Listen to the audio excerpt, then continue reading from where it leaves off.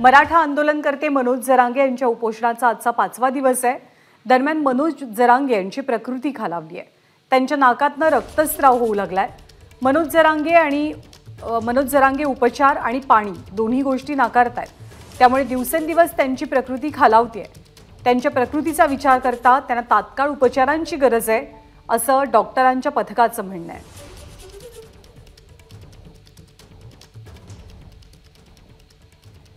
तर मनोज जरांगे यांची प्रकृती तपासण्यासाठी गेलेल्या डॉक्टरांनी नेमकी काय प्रतिक्रिया दिली ती आपण पाहूया।